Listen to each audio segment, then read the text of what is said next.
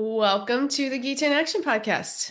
My name's Radha, and we are back here on a Monday, and we are reading through the Bhagavad-gītā verse by verse. And it's a good day. It's a good day because it's a Monday, and we are in a really sweet part of chapter 12. So I'm happy to be here with you all. Before we start, I want to just give a plug for a couple of retreats coming up. We have our yoga festival at New Vrindavan, August 28th through the 30th. And we are collaborating with different yoga studios in the area and holistic healing practitioners.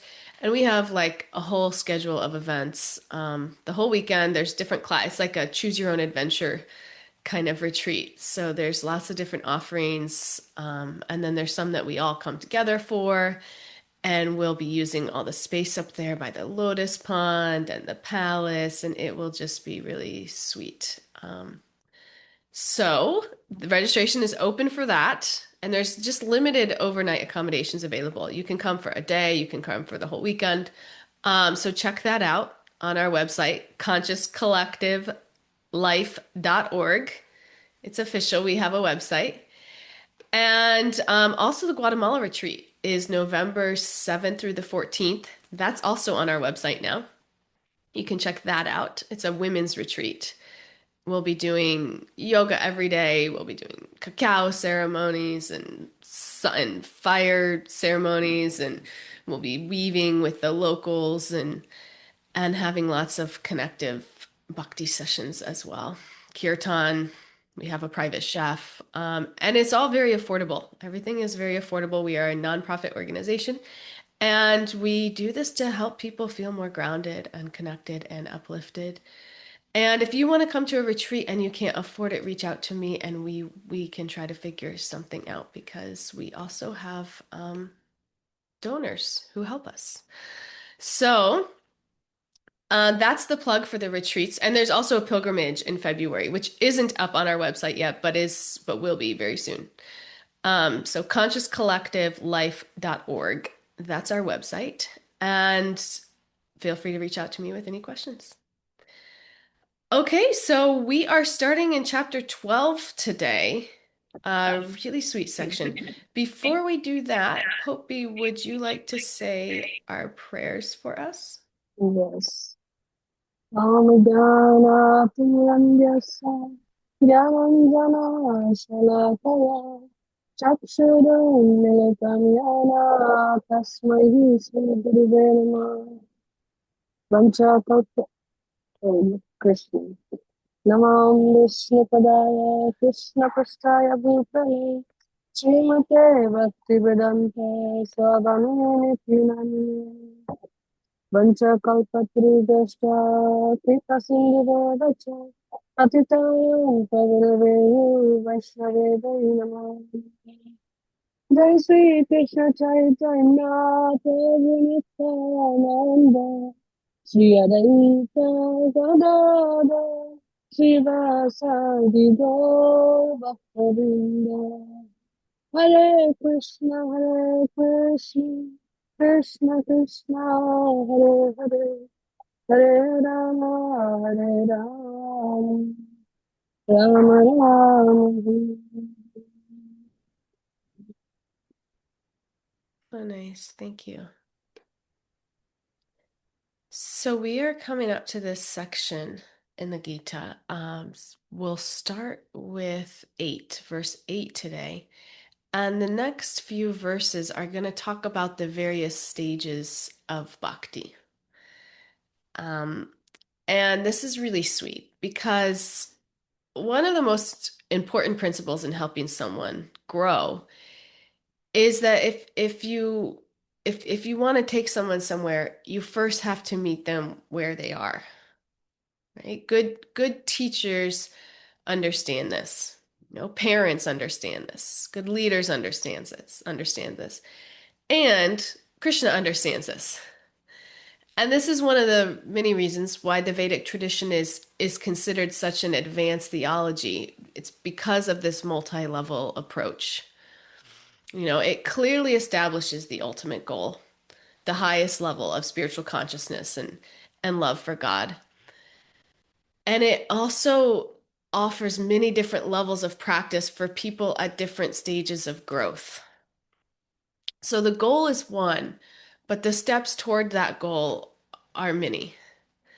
And this is what makes the tradition so broad and so accessible. Yeah, so in this chapter, in chapter 12, Krishna's already established bhakti. When you say bhakti, it's loving devotion for God and all of his living beings, all of his sons and daughters. And it describes bhakti as the highest path. But then Krishna does something super compassionate.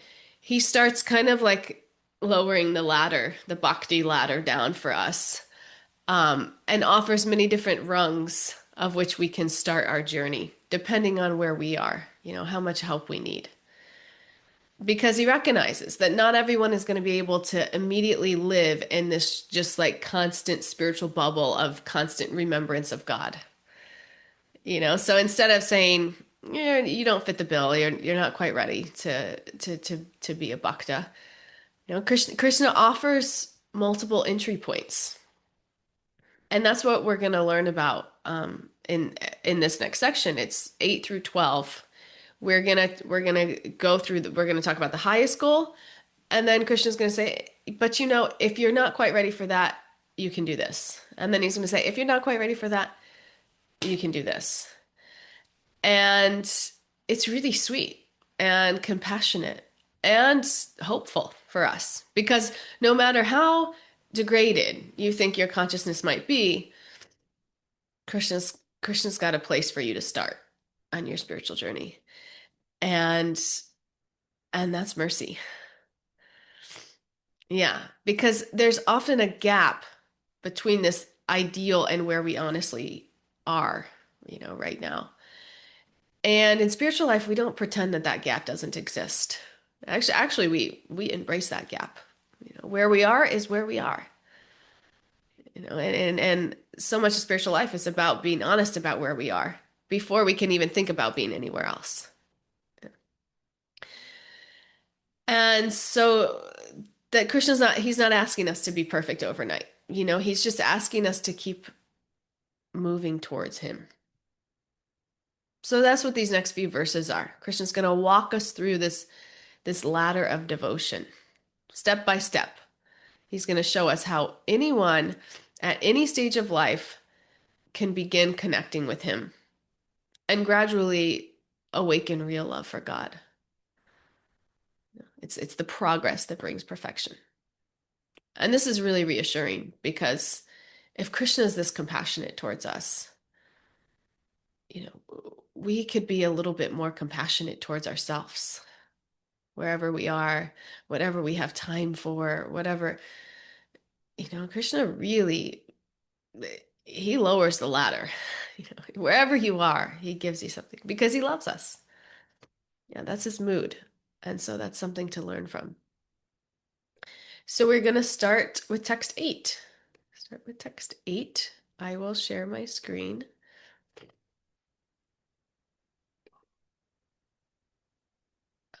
Whenever you're ready, Shraddhanjali. Mayeva mana atvatsa, Mayi buddham niveshaya, Nivvaishyasi mayi eva, Ata urdvam na samshaya.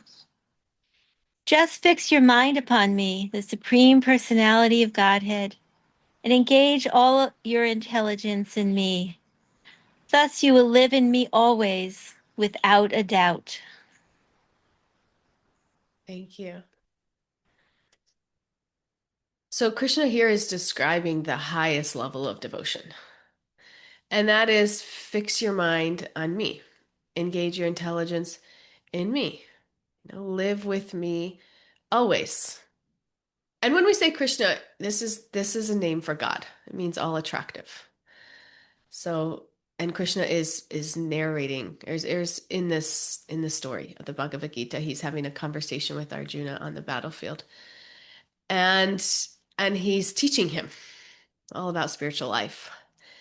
And this is so here he's setting the gold standard for devotion.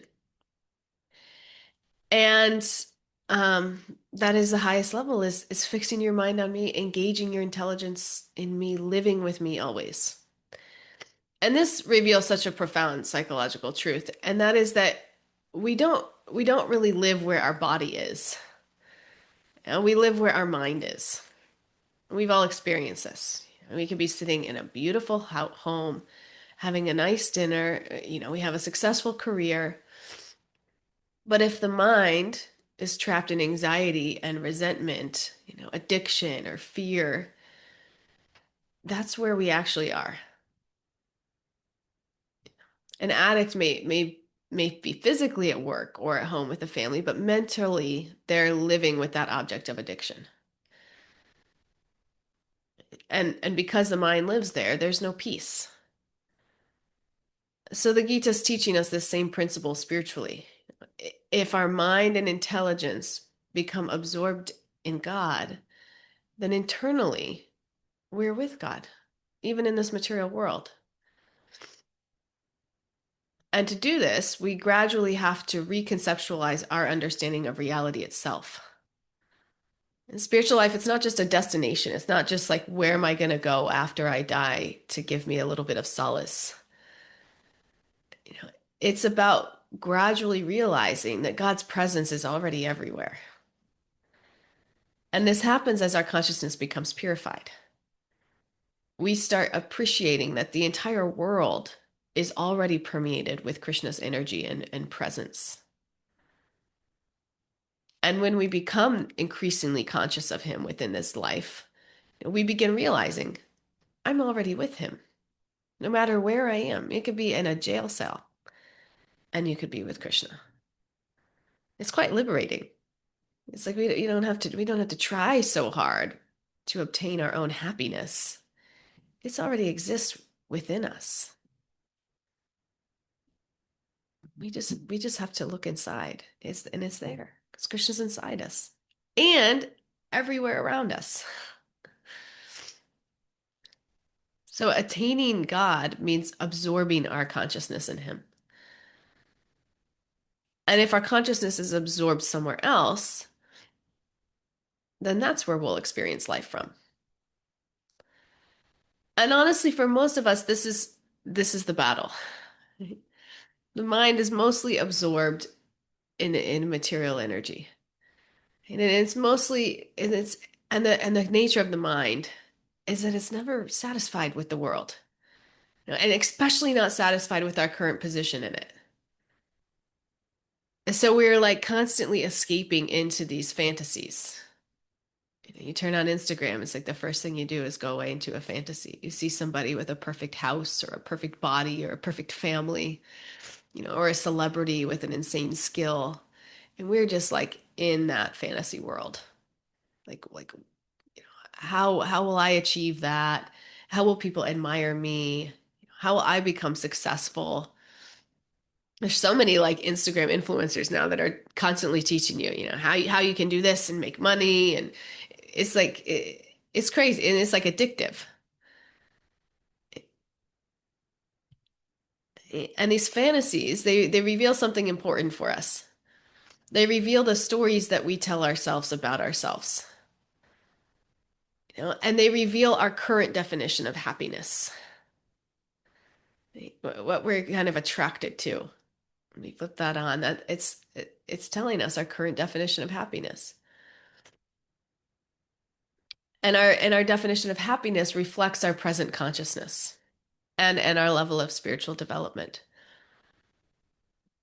Because we could come to this class, we could hear that obtaining God, that fixing our consciousness in God is really the utmost level of peace, joy, connection, happiness that we'll experience in this world and the next. We could hear that and say, yeah, I get that. I believe that. But then we could spend the majority of our time, intelligence, consciousness, trying to increase our status in this material world, trying to get a little bit more recognition, or a little bit bigger house. And that's what's really telling us how we define happiness. Where are we putting our time, our consciousness, our intelligence? What are we using those things for? And that's okay. That's not bad. It's just useful, really, to show us where we are. This is a gift of spiritual life. And when we come into spiritual life, initially our fantasies may revolve around things that are grossly selfish or material, maybe even degraded things. Like when am I going to get that next drink of alcohol, or something that brings us down. And then gradually we'll see that it will evolve into more refined ambitions. And this is like gradually, it's not like a linear thing, but we'll see that we're less attracted to those, things that really we're kind of in the mode of ignorance. And we get a little bit more into the mode of passion. So we're a little bit more attracted to things like success, recognition, being respected or admired, even glorified spiritually, you know. This is the mode of passion.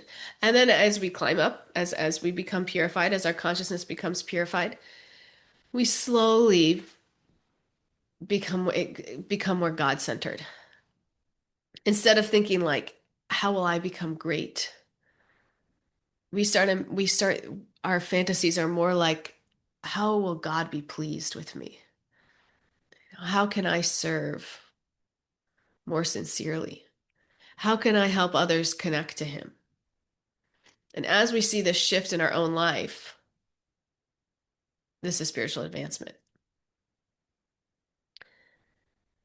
And in the meantime, we can intentionally train the mind to move to things, to fantasize things that are more in line with the person that we want to be. This is the discipline. We can visualize ourselves like meditating more attentively, studying more sincerely, responding with more humility. And we can also ask God to help us out. We talked about this before, like, this is not how I want to respond, but this is where I am. Please help me to respond more lovingly and more compassionately. Make that our prayer. How can I help others become more conscious of you? Make that your prayer. And this is a powerful way of practicing the Gita's instructions to internally reside in Krishna. Because eventually the mind is going to go where it repeatedly learns to find meaning, joy, and shelter. So we have to train it. We have to train it because we've been conditioned for so long to find meaning, joy, and shelter in things that don't really bring meaning, joy, and shelter. And most of us kind of learn that the hard way. We try it on, then we see. I watched a little bit of the Michael Jackson documentary this weekend. I don't know why I watched this actually. As soon as I turned it on, I was like, I should not be watching this. But you know what I really took away from this is that you could have the most talent in the world, the most money in the world, and you can still really struggle. I mean, and I mean, at best, really struggle, but at worst, it brings more problems. Like you never know who you can trust. People are so envious of you. It's just like it's it's something else. But yeah, so many of us chase that. So many of us dream about that. If I could only be recognized for all of my talent. It's like, whoa, be careful what you wish for, because it's a slippery slope. And they were saying that they had to give him the amount of sedatives like for an elephant just for him to sleep. It's like that's not happiness, right? Because these celebrities are trying to be the center, not serve the center, and we're not designed for that. And so yeah, of course we're not going to function naturally. We're going to struggle sleeping. We're going to be full of anxiety because we're not designed to be the center. But yet, so many of us crave that. I want to be the center. Everyone should be serving me. I should be getting all the recognition. No, no, no. Let our sincere prayer be teach me how to be a servant of you. because any other definition of happiness is misguided. And we see that in the world around us all the time if we choose to open our eyes and see with clarity. And then we see great saints and sages who study these scriptures and who have close relationships with God, who have materially speaking next to nothing and are some of are carry just like a inner peacefulness that is otherworldly. Let this be what we fantasize about. So Krishna in these next few verses, he gives us this ladder of devotion. And this is what he's going to explain next. How do we gradually bring the mind toward Krishna? And up until this point, the Gita's been building towards bhakti. In chapters 1 through 6, there was this gradual elevation, through karma yoga, self-control, knowledge, meditation, detachment. And then we got to this middle section of the Gita, these middle chapters, 7 through 11. And Krishna establishes that bhakti is the highest realization. So now someone may think, that sounds beautiful, but am I actually qualified for that? Like that sounds so far away to always be thinking of engaging my mind and intelligence and God always. To have that spiritual vision where everything around me I see as energy of God. And so Krishna he responds very compassionately. He understands that we're all not quite there yet. And many of us aren't even ready to be there. Many of us would say, I remember when I first came into spiritual life and I went to my first program and I thought, these people are weird. I don't want to like come home from work every day and play kirtan. They're missing out on life.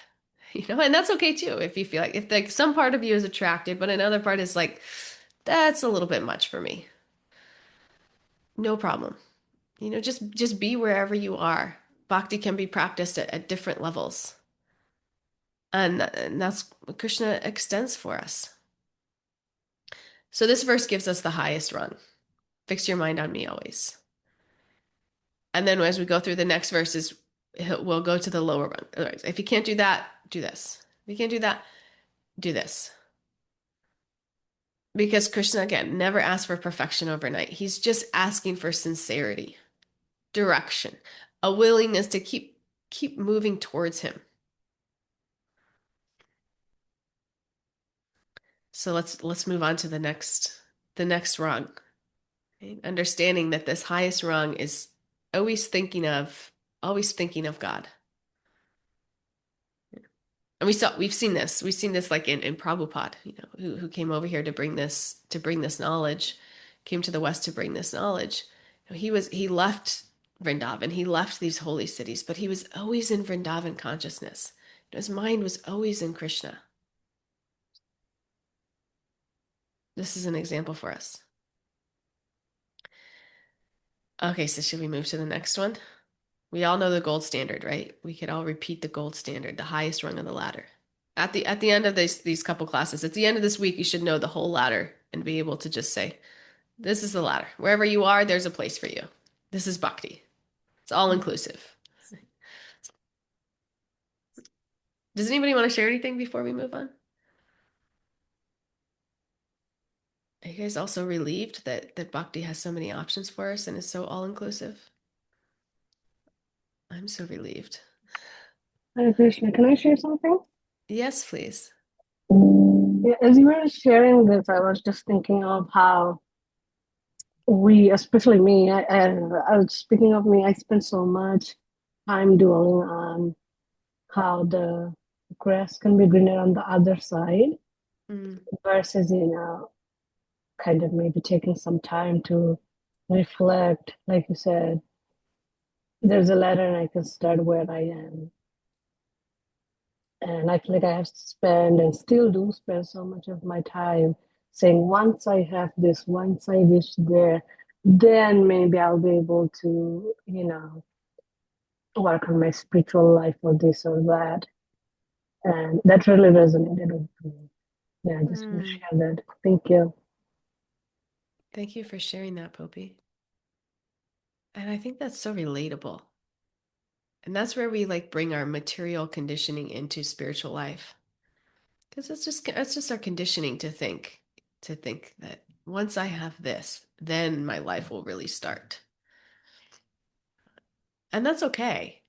But the reality is, we can start from wherever we are.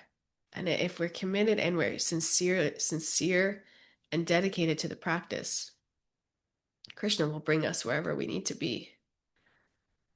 We just have to develop that faith. That's the only thing standing between us and real fulfillment of the heart. Not the next big promotion or the bigger apartment. No. But that's okay that we think that. But know that there's much more out there for us. And just work from wherever you are. Put it in, put in the work. Let's hear Narayani and then Chantal. Haribol. I was just thinking that Shyama when he met Srila Prabhupada, I think he was still smoking. And I think Srila Prabhupada, he didn't tell him, stop that, that's just bad. I think he told him something on the line, like, just smoke one less tomorrow and then one less the next day. And that's also a way of, meeting him where he was. Yeah, exactly. We don't have to be so hard on ourselves, either where we are. Just try a little bit just try to be a little bit better each day. And if one day you slip, no problem. Try again. Krishna knows that's our conditioned state. It's going to happen. Just keep trying. Don't give up on yourself or others, right? For that matter. Chantal.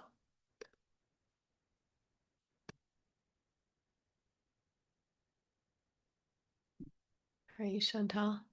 Yes. Would you like to share with us? You're on mute, my darling.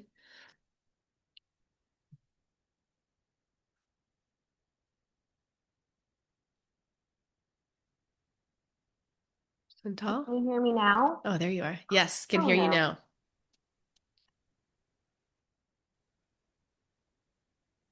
Chantal?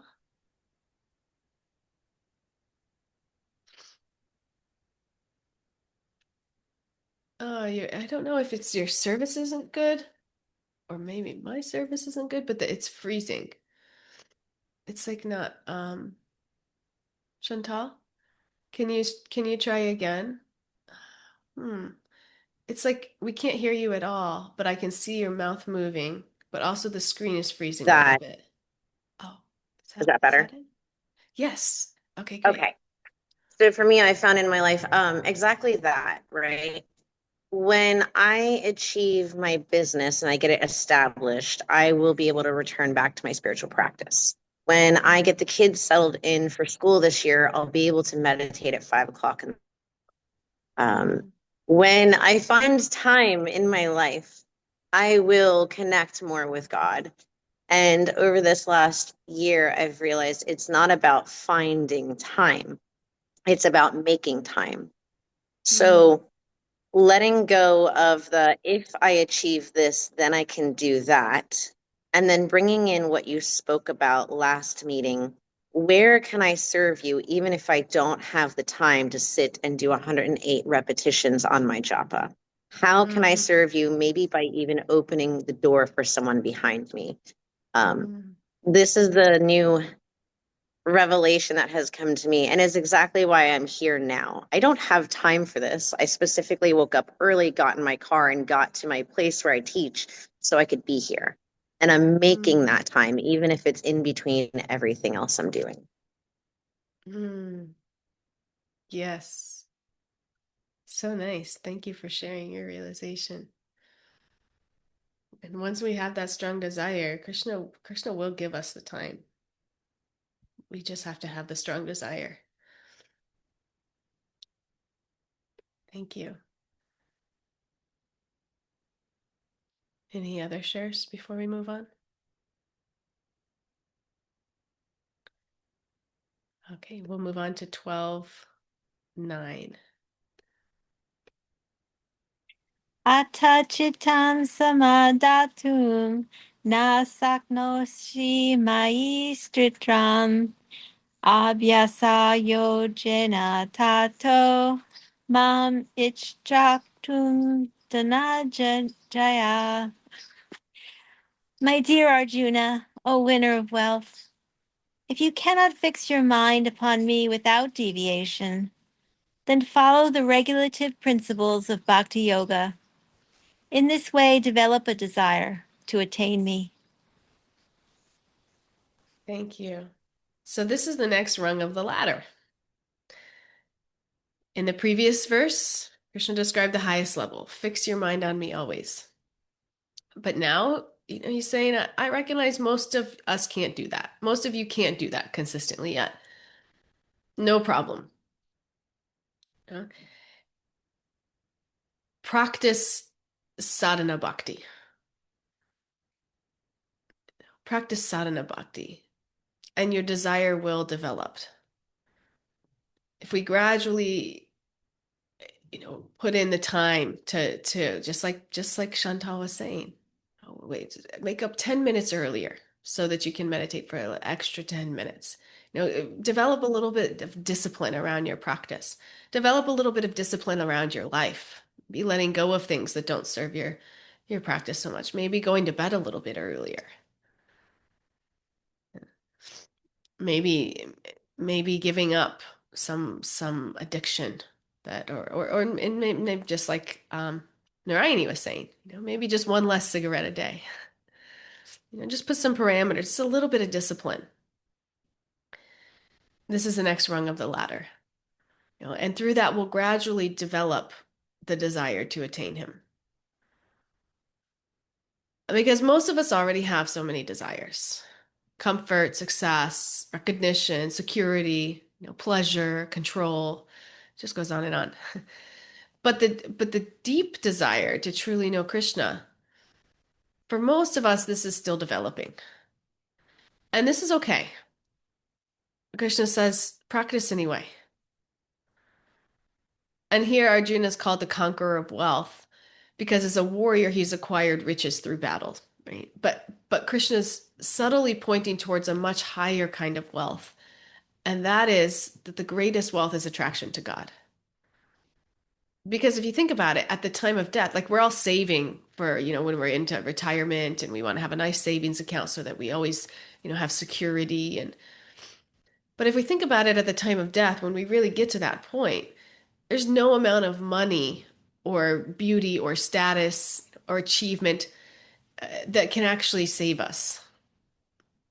The only thing that will carry the soul forward is our consciousness, where the heart has become attached. So this is our real security in life. This is the real wealth. And bhakti is the process of training the heart to become attached to Krishna. And it's a process. We should understand it's a process. We don't like things that take a long time. We get frustrated. We want instant results in this world. But bhakti is a process. And therefore it might feel like a little bit more disciplined than spontaneous at first. We talk about love of God and it's easy to be inspired and say, "Oh, I want that." But the reality is that the process requires some discipline. It can sometimes feel like do this, don't do that. It can feel a little restrictive. But if we really understand the purpose behind it, it will start feeling less restrictive. Because actually, connection with God is the ultimate liberation. And so the regulations in Bhakti Yoga, they're not meant to limit us. They're meant to free us. You might think, oh, it sounds kind of lame to go to bed early. Go to bed at 9 o'clock so that I can wake up early to meditate. That sounds like a lame life. I remember thinking, this is when my connection to my relationship with food was like at its ultimate unhealthy. I would finish a meal and I would just be like counting down the minutes until the next one because food was my security. It was like, and I remember some days like if I had to wait longer thinking I was so unhappy. It's like, what's the meaning of this? This is how attached it was to food. And that's okay. That's okay. It's our conditioned nature. It's going to happen where these things are going to come up in our lives. But if we start creating some boundaries around them, and this is what I had to do for food, I had to say, okay, I eat 3 meals a day, and if I'm hungry in between, I eat fruit. It's like you have to start creating some boundaries around the things that are pulling you away from God, things that you're seeking shelter in, that you're looking for security from, if you really want to find security and shelter in God. Because if we don't, our conditioning will just keep pulling us that way. And if we create some boundaries, some regulations around those things, we don't have to give them up completely, just like Narayani said, just create some boundaries around them. And in the meantime, pursue relationship with God. Eventually, you'll have a much sweeter taste for that. That will satisfy your heart at a much deeper level, that it will become much easier. You won't even necessarily need the boundaries because you're not even attracted to those things anymore. And I know this because this has happened in my life.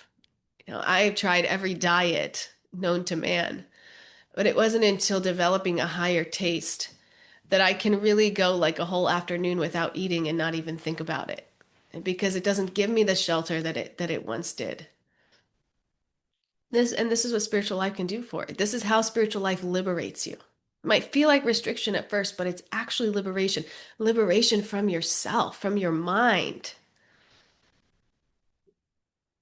It's quite amazing. But it's a process. And bhakti will gradually help redirect our attention from the temporary worldly things that most of us are finding shelter in right now to Krishna. The don'ts reduce our unnecessary entanglement with these things. They're like the rules of the road. And the do's increase our connection with God. Do wake up early. Do chant and meditation. Do come to classes like this and study with like-minded souls, like-minded seekers. That's the process. And that's the purpose. And it's not to restrict you, it's to free you. So this is the next rung. This is the next rung. And many of us may think, how do I know when I'm actually growing? This is we because we like to know. We like to have some kind of metric. And material life usually measures success externally. It's very easy. Like my bank account's growing. I'm getting more followers, more recognition, more validation. Spiritual life isn't that way. This is another liberating thing about spiritual life. The goal of the spiritual journey is not simply external improvement. It's developing love for God. And when love develops, we all know this in our own lives. When love develops, desire naturally follows. Anybody's like fallen in love before, and it's like all you can think about is your beloved. You'll rearrange your whole life so that you can spend time with that person. It's just like this pull. Right? We experience when we're falling in love. Right? When we want connection with them. It moves mountains to be with them. So when we're falling in love with God, it might not be such a drastic, material love. It's like explodes and then over time it starts to fade. Spiritual love, it takes a little bit to grow, and then it's explodes and is eternal. But we have to stick with it as it's growing, as it's developing. And what we'll notice in our own lives, how our metric of success is if we're more attracted towards these practices that build that connection. If we're more attracted towards meditation, to hearing. Usually you get in your car and you turn on a romance song, but instead you turn on a kirtan. And then it becomes a habit. This is progress. Because this is what you're more attracted to. You're more attracted to praying, to kirtan, to studying. This is progress. You'll notice these subtle shifts in your life. They don't even, it's like the domino effect. You just start off, just make one shift in your life. And that one shift may take a little discipline at the time, but you'll see that one shift will increase your attraction, and you'll go to the next like little rung of the ladder up to the love of God. And then you'll just have more and more attraction. You'll spend more and more of your time. When I first came in and I went to that person's house and I was like, I don't want to spend every night after work singing kirtan. That sounds like a waste of a life. I literally remember thinking this. Now it's like, what else is there to do? So this is This is a clear sign of progress. Don't expect it to happen overnight. Okay? It's gradual. Let's see.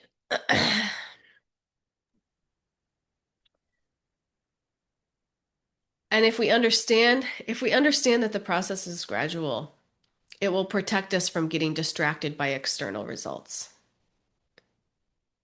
Because even when you start to become a spiritual seeker, sometimes we see this in spiritual circles, you get kind of caught up on, like, you see other spiritualists and you start thinking, are they more successful? Are they getting more recognition?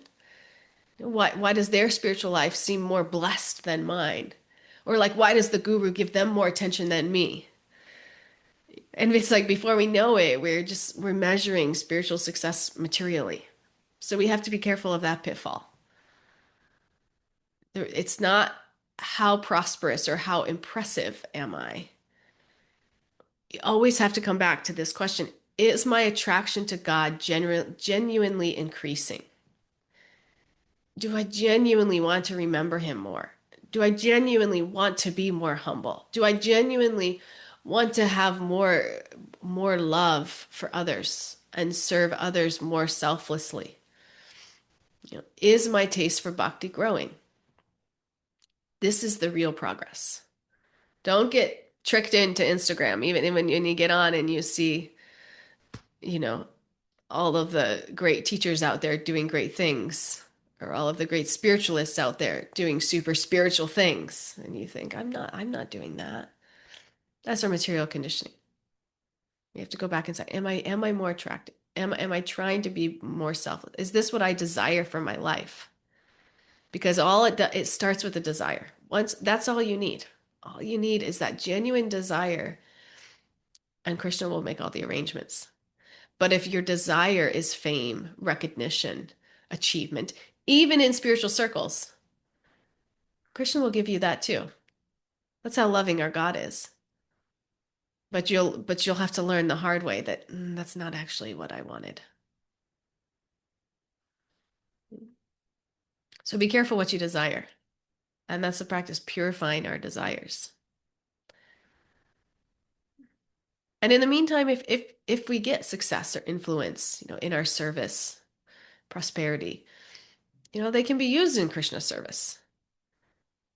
But to use them safely, we have to remain more attached to God than to the gifts themselves.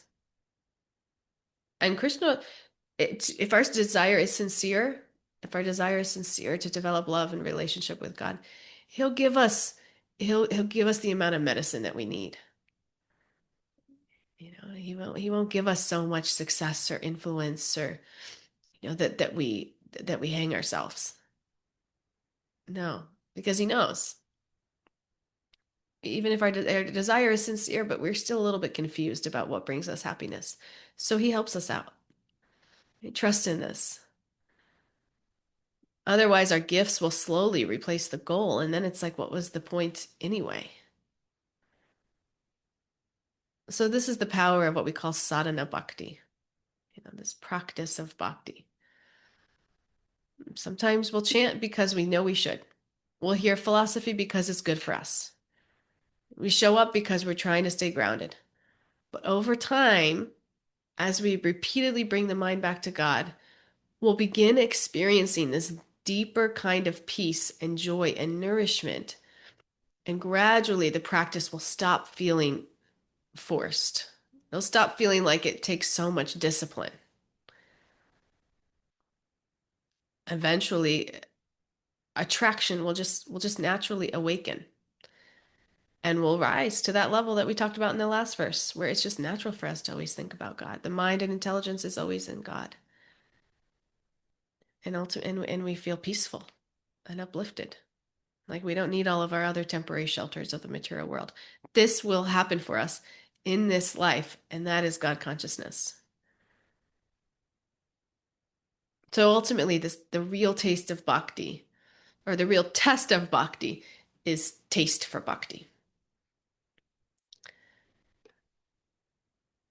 So these verses are deeply hopeful. He's not looking for instant perfection. He's looking for sincerity, for humility, and a willingness to move towards him. And when you feel yourself going outside of the lines, catch yourself. Am I falling into the trap, to the illusion that this amount of recognition or admiration is going to make me happy? Come back. Let my sincere prayer be, God, bring me closer to you. God, help me to understand and to realize that those things are not actually what brings the heart happiness. If that were true, then the biggest superstar of the world wouldn't need the amount of sedatives to tranquilize an elephant just to sleep. We know that. Like, open our eyes, understand. So whether our devotion feels natural or disciplined or still very small, every sincere step towards God has value. And through this steady practice, what once felt difficult gradually becomes joyful, until eventually the heart is naturally resting in him. And this is the journey of Bhakti. It's sweet, it's full of compassion and love and meeting us where we're at. So these are verses 8 and 9. I will stop here for some reflections and shares. Your guys' reflections and shares really stick with me. Sometimes I'm chanting and I hear one of your reflections or shares. It's very sweet. Thank you for that.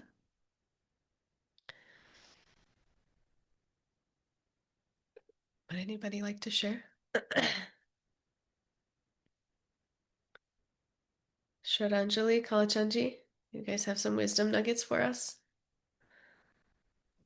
I wanted to wait for verse 10 next time. I have a little story around that, but I'll wait. Good. Looking forward. Every sincere step towards God. What did I say? Does anybody remember what I said? Chantal just asked. And I don't remember. This is how fickle memories are. Sometimes I give a class this weekend, and after the class, I'm like, I don't even know what I said there.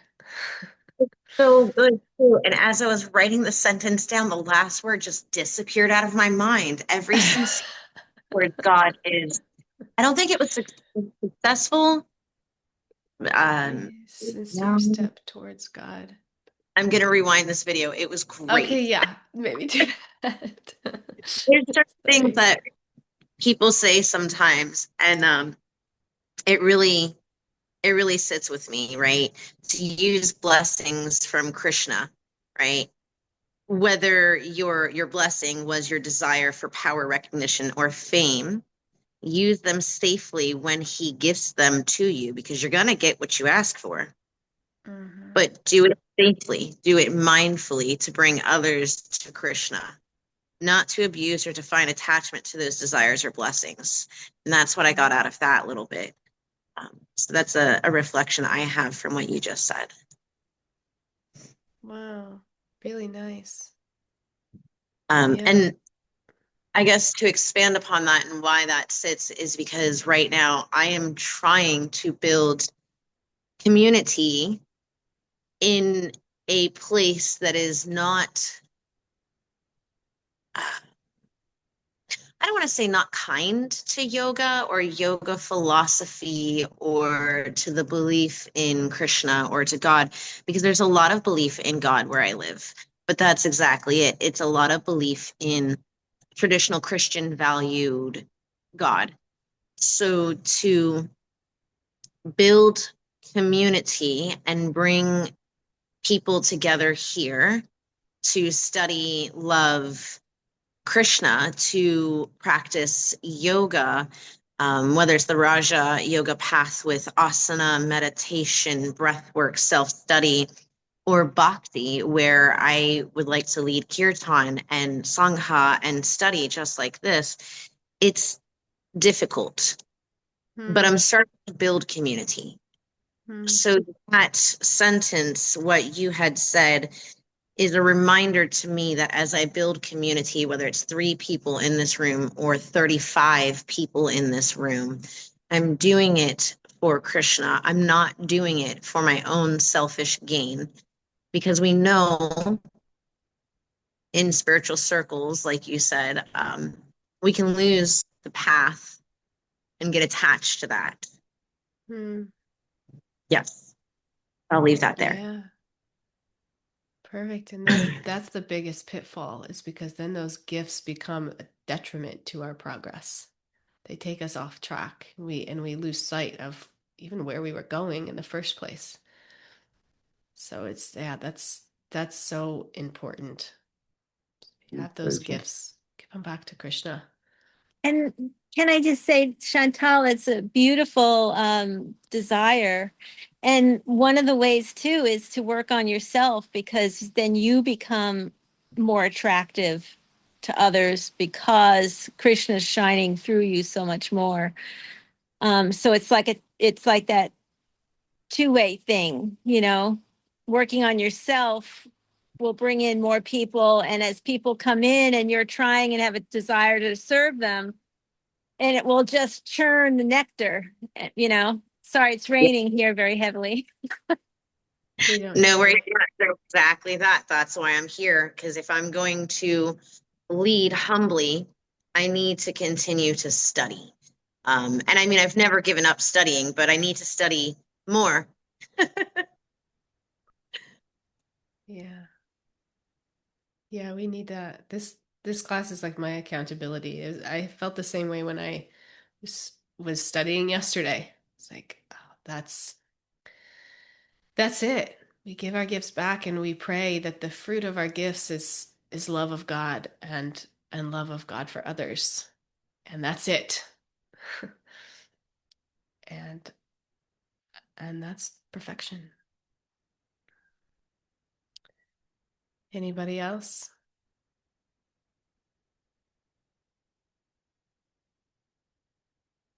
Anybody else have any words of wisdom for us?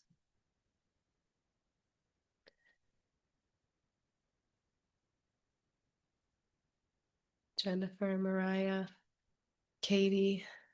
What else do we have? Aaron? We haven't heard from Aaron. Aaron, you're off screen, so maybe you're busy today.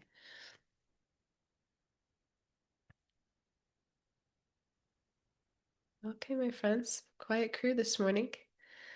No problem. Yeah, so we'll end here. And let's carry this in our hearts. Wherever you are is perfect. Wherever you are, just recognizing where you are and making one choice each day to climb just a millimeter higher. And over time, you'll get there. But it starts with being where we are. So thank you all for coming, sharing your hearts, walking this journey together. Appreciate you all so much, and I'll see you on Thursday. Hare Krishna. Hare Krishna. Krishna. Hare Krishna. Thank you. Hare Krishna. Hare Krishna.